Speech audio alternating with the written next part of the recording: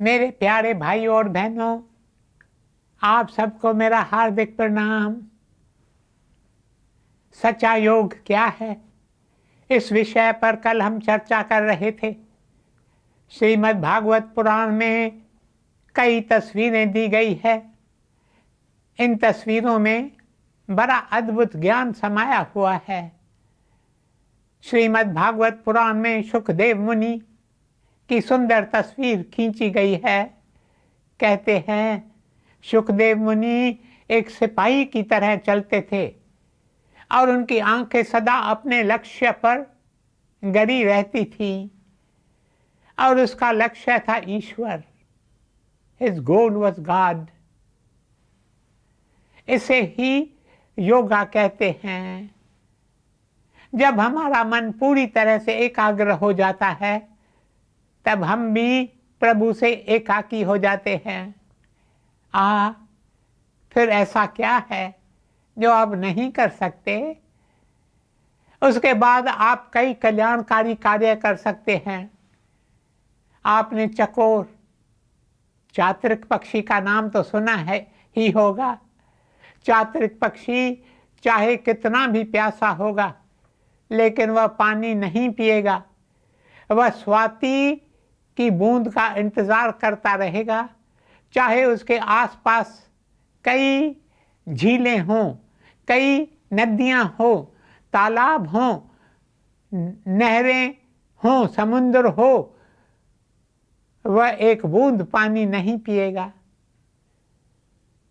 उसे केवल स्वाति की बूंद चाहिए।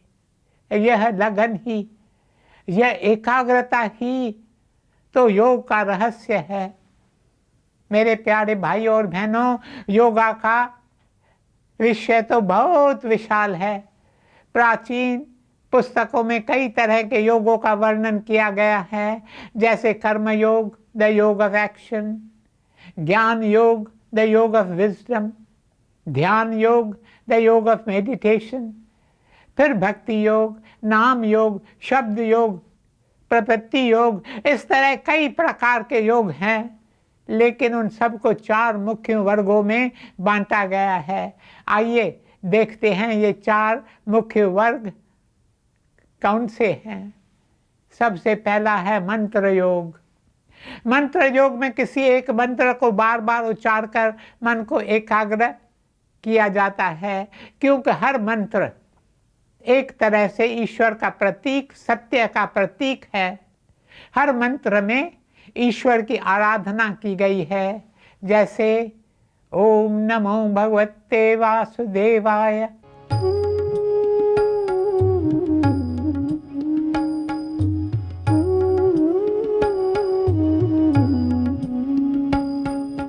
ओम नमो भगवते वासुदेवाय।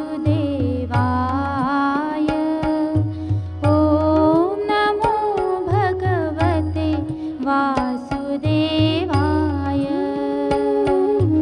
ओम नमो भगवते वासुदेवाय। ओम नमो भगवते वासुदेवाय। ओम नमो भगवते वासुदेवाय। ओम नमो भगवते वासुदेवाय। ओम नमो भगवते वासुदेवाय। ओम नमो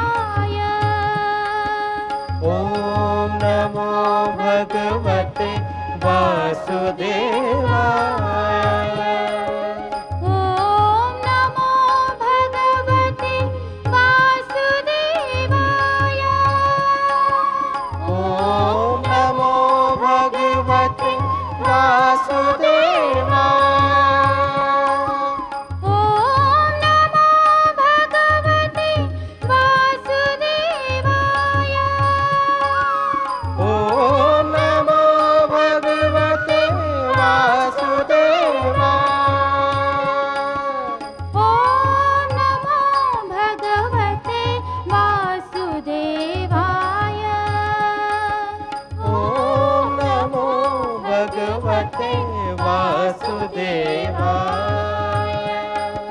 ॐ नमो भगवते वासुदेवाय ॐ नमो भगवते वासुदेवाय ॐ नमो भगवते वासुदेवाय ॐ नमो भगवते वासुदेवाय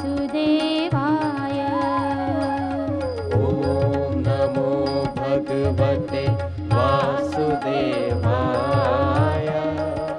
ॐ नमो भगवते वासुदेवाय ॐ नमो भगवते वासुदेवाय ॐ नमो भगवते वासुदेवाय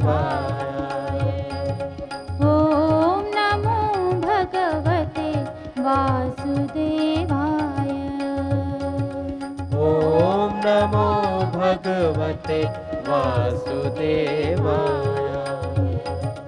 ॐ नमो भगवते वासुदेवाय ॐ नमो भगवते वासुदेवाय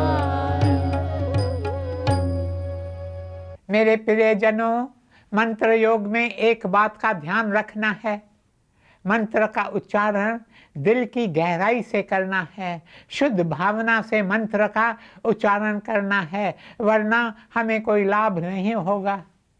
आप चाहें तो कोई शब्द या सूत्र जो ईश्वर का प्रतीक हो या सत्य का प्रतीक हो, उसे लेकर निरंतर उसका जाप करके अपने मन को एकाग्र कर सकते हैं। हमारे देश में एक शब्द का वैदिक मंत्र ओम लोगों को बहुत प्रिय है। आप इस मंत्र का दिल की गहराई से पवित्र भावना से निरंतर जाप करते जाएं। जाप करते करते आप ऐसे स्तर पर पहुंच जाएंगे जहां आप स्वयं को भूल जाएंगे और अपने हृदय के कमल में ईश्वर को देख पाएंगे। ईश्वर तो अनाम है, लेकिन संत सत्पुरुष उन्हें अलग अलग नाम से पुकारते हैं, पर अलग अलग रूप, अलग अलग नाम उस एक ईश्वर के ही हैं। इसलिए हमें इन बातों पर आपस में झगड़ना नहीं चाहिए। आपको जो नाम भाता हो आप उसी का उच्चारण करें। एक नाम है जो युगों युगों से भारत के लोगों को बहुत प्रिय है, वो नाम है राम, या आप श्याम भी कह सकते हैं, जो गोपियों को कितना प्रिय था। आप चाहें तो उसे श्री ईशा भी कह सकते हैं, या फिर अल्लाह भी कह सकते हैं, जो हमारे मुस्लिम भाइयों को कितना प्रिय है। मेरे प्यारे भाइयों और बहनों, आप किसी भी नाम से या किसी भी मंत्र से उस परम शक्ति को पुकार सकते हैं। कुछ लोग महामंत्र का उच्चारण कर सकते हैं। ये था पहला योग, जिसे मंत्र योग कहते हैं। दूसरा है लय योग, जो हमारे मन को ध्यान में बैठने में सहायता करता है। लय योग का अर्थ है मन को एकाग्र करना। तीसरा है राजयोग। राजयोग का अर्थ है अपने श्वास पर ध्यान देना और श्वासों के साथ साथ मन को एकाग्र करना। चौथा है हठ योग। हठ योग के कई तत्व हैं। कई हठ योगियों का कहना है कि हठ योग अपने आप में ही एक संपूर्ण योग है। उनका कहना है कि शतक्रिया, आसन, प्राणायाम, मुद्रा और बंद के द्वारा कुंडलिनी शक्ति को उजागर किया जा सकता है और प्रभु को देखा जा सकता है। खैर, जो भी है, आज भारतवर्ष में कई योगी हैं जो स्वयं को हठ योगी कहते हैं, लेकिन उन्हें अपनी सिद्धियां दिखाने का बहुत शौक होता है। वे अपनी नाड़ी रोक लेते हैं। कई हफ्तों तक वे स्वयं को ज़मीन में दफनाकर फिर जिंदा निकल आते हैं। वे विष खा लेंगे और दिखाएंगे कि विष का उन पर कोई प्रभाव नहीं हुआ। वे आग पर चलकर दिखाएंगे इस प्रकार वे कई चमत्कारी बातों का प्रदर्शन करते हैं। मेरे प्यारे भाइयों और बहनों, लेकिन एक सच्चा योगी इन बातों से दूर ही रहता है। वह चमत्कार दिखाने में विश्वास नहीं करता। भारत के महान योगी पतंजलि ने हमें अष्टांग योग के बारे में बताया है। उनका कहना है कि योगा के 8 मुख्य अंग हैं जिनके द्वारा हम ईश्वर तक पहुंच सकते हैं। वे 8 अंग हैं: यम, नियम, आसन, प्राणायाम, प्रत्याहार, धारणा, ध्यान और समाधि। पर उन सब के बारे में बताने का समय मुझे आज नहीं है, लेकिन एक और अष्टांग योग है जिसका वर्णन भगवान श्री कृष्ण ने श्रीमद् भगवत गीता में किया है। श्रीमद् भगवत गीता भारत के आध्यात्मिक साहित्य में एक सबसे महान शास्त्र माना गया है। The Bhagavad Gita is a great textbook in spiritual culture, a great textbook in yogic culture. इसमें भगवान ने जो अष्टांग योग हमें बताया है उसके 8 मुख्य अंग हैं: कर्म, ज्ञान, ध्यान, भक्ति, समत्व, समदृष्टि, असंग और अंत में शरणम शरणम। गुरुदेवम शरणम गच्छामि, श्री कृष्णम शरणम मम।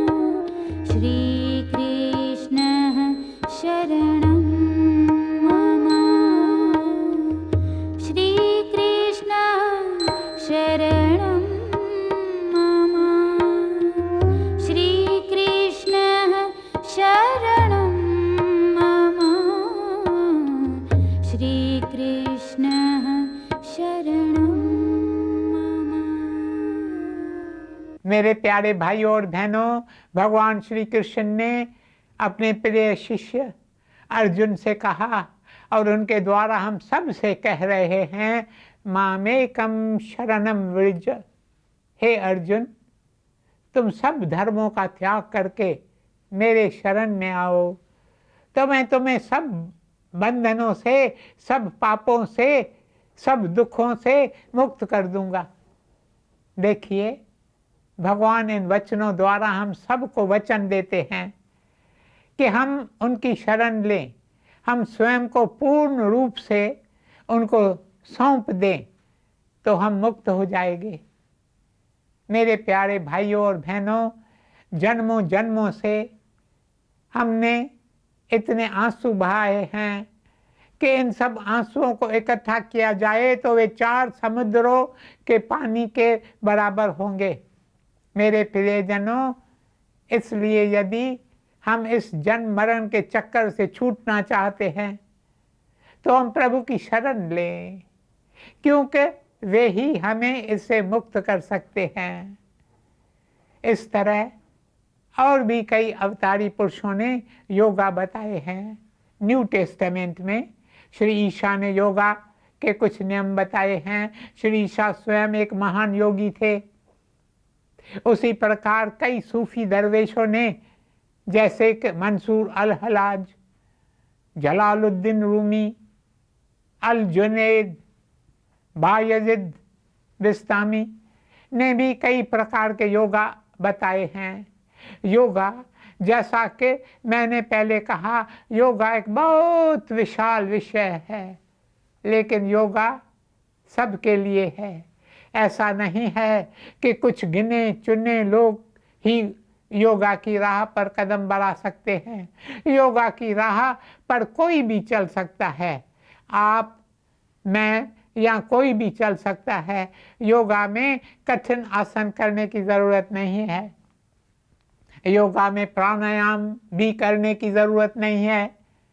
कपिल और पतंजलि दोनों ने इस बात पर जोर दिया है कि योगा करते समय आपको आराम से बैठना चाहिए। फिर चाहे आप कुर्सी पर बैठें या ज़मीन पर, चाहे तो आप अपने बिस्तर पर बैठ सकते हैं, अपने पैर पसार कर बैठ सकते हैं, चाहे तो लेट भी सकते हैं। लेकिन उसमें एक बात का खतरा है, लेटने से आपको नींद आ सकती है। और कभी कभी तो यह भी संभव है कि आप सपना देखने लगे और सपने में आपको दर्शन हो जाएं, तब आप कहेंगे मैंने प्रभु को अपने हृदय के कमल में देख लिया। तो ये होगा स्वयं को धोखा देना। इसलिए आप आराम से बैठ जाइए, लेकिन एक बात का ध्यान रहे, आपका सिर और आपकी पीठ सीधे एक कतार में रहें। और कोई प्राणायाम करने की आपको ज़रूरत भी नहीं है। मेरे प्यारे भाइयों और बहनों, एक बार हमने गुरुदेव साधु वासवानी जी से पूछा, गुरुदेव क्या आप प्राणायाम का अभ्यास करते हैं? इस पर गुरुदेव ने कहा, मेरा प्राणायाम है राम नाम, मेरा प्राणायाम है राम नाम। राम है स्वनाम धन, राम धन्य नाम। राम है स्वनाम धन, राम धन्य नाम। राम को प्रणाम,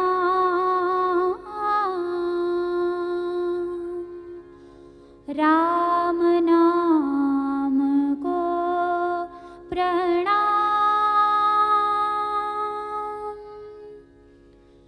राम भज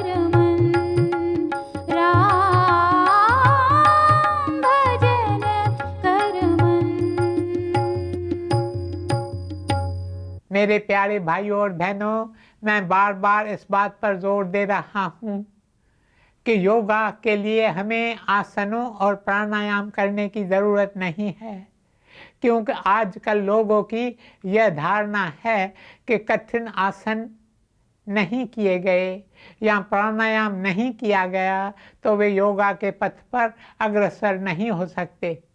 नहीं नहीं, यह बात नहीं है।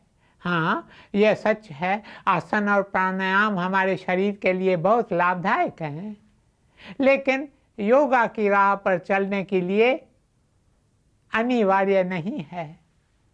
महान योगी श्री अरबिंदो ने भी आसनों और प्राणायाम पर जोर नहीं देते। वे मुद्राओं और बंधों की बात भी नहीं करते थे।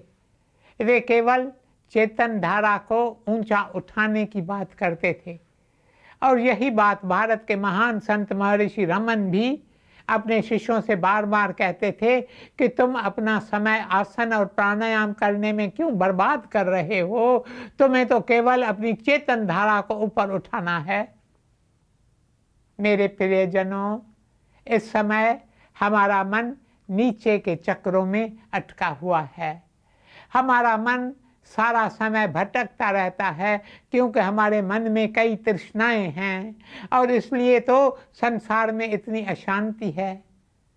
अपनी चेतन धारा को उठाने के लिए हमें एक ही काम करना है, हमें अपने मन को पवित्र करना है। हमारे मन में बार बार अपवित्र विचार उठते हैं, क्योंकि हमारा मन निचले चक्रों में अटका हुआ है। 3 चीज़ें हैं जिनके कारण हमारे मन में अपवित्र विचार उठते हैं। उन्हें हम योगा की राह में 3 रुकावटें भी कह सकते हैं। हमें इन तीनों से मुक्त होना है। उनमें से सबसे पहला है इंद्रिय भोग, काम वासना। तभी तो आजकल यदि कोई युवक किसी सुंदर युवती को देखता है तो उसकी ओर आकर्षित हो जाता है। लड़के लड़कियों के पीछे भागते हैं और लड़कियां लड़कों के पीछे भागती हैं। तो सबसे पहले हमें काम वासना से मुक्त होना है। दूसरी रुकावट है लालच या लोभ और धन संपत्ति पाने की चाह। तीसरा है सत्ता पाने की चाह, मान सम्मान यश और कीर्ति पाने की चाह। जब तक हम इन तीनों से मुक्त नहीं हो जाते तब तक हमारी चेतन धारा ऊपर नहीं उठ सकती। हमें अपनी चेतन धारा को ऊपर उठाना है ताकि हमारा मन सहस्रार चक्र, जहाँ 1000 पंखुड़ियों के कमल में ईश्वर की दिव्य ज्योति चमक रही है, उस पर केंद्रित हो सके। लेकिन इन सब बातों के लिए हमें इच्छा शक्ति की ज़रूरत है।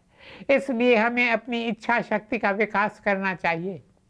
विकास करने का सबसे अच्छा तरीका है ईश्वर से प्रार्थना करना, करते रहना। एक बार आपको शक्ति मिल गई, एक बार आपकी इच्छा शक्ति का विकास हो गया, फिर आपको इंद्रियों पर विजय पाना बहुत आसान हो जाएगा। श्रीमद् भगवत गीता में भगवान श्री कृष्ण ने कछुए का बहुत सुंदर मिसाल दिया है।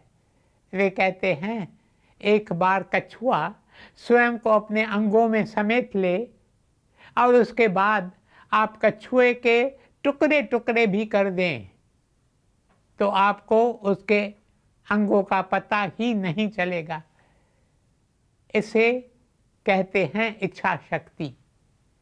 हम में से एक एक को इस इच्छा शक्ति का विकास करना है और इसके लिए साधना की ज़रूरत होती है, क्योंकि साधना और अभ्यास से ही मन को ऊपर उठने की शक्ति मिलती है। मेरे प्यारे भाइयों और बहनों, योग पर काफ़ी बातें हो चुकी हैं, लेकिन योग के पथ पर बढ़ने के लिए मैं कुछ सुझाव देना चाहता हूँ। इन सुझावों से मुझे भी काफ़ी सहायता मिली है।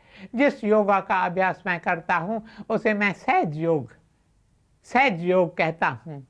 इस योग के बहुत ही सरल नियम हैं। वैसे भी योग कोई नई बात नहीं है, ये तो किसी शराबी को नशे से बाहर निकालने वाली बात है। हमने इस मायावी संसार में आकर माया का खूब नशा कर लिया है।